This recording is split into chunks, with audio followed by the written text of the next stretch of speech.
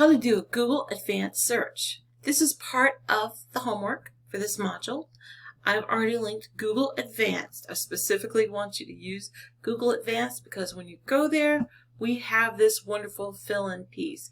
The point I want you to look at is I want you to use a .gov or excuse me, a .org or a .edu. I'm going to type in .org. This very much lets you know why that's important.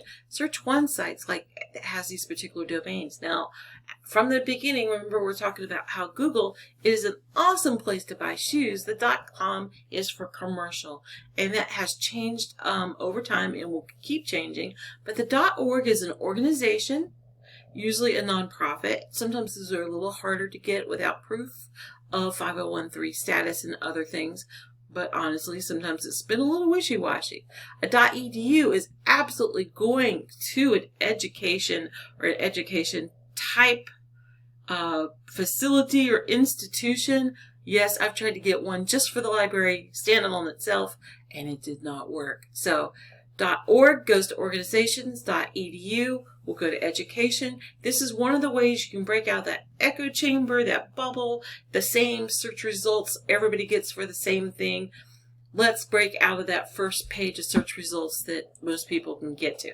Now, your topic will be put up here. And this is really helpful. You know how I've been talking about and, or, and other things. Guess what? You can also use those in Google Scholar.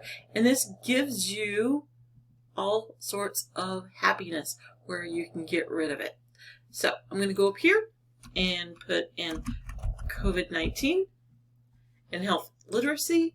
You'll see that I have been searching it already. Yes, Google will take quotes. The not, though, is a minus, like minus flu or something like that. So, but it gives you all this information. See? Put a minus in front of words you don't want. So all this information that I'm giving you isn't just specific to databases.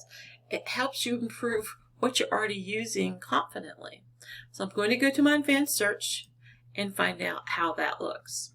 And this is going to see, it's going to take me to some .orgs, .org. This is a journal, but it's a .org. And this is going to immediately sort of improve the level, the credibility, the authority of the search I'm doing. So you will come in and select one of these that will work. Preferably, it will be a page with content. This one doesn't have too much content. It goes to other sections. I'm going to come here. Health literacy lessons from COVID-19. And it's not a page of links going other places. It's actual content. And it does have also some references. So I'm liking this. Also, when it talks about something, it links to it. That may be helpful for me as well.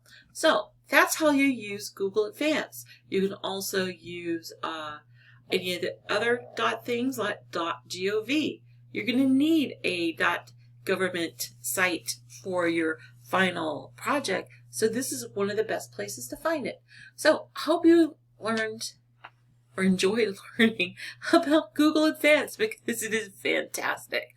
And it makes your Google searching that you already know how to do into something far, far better.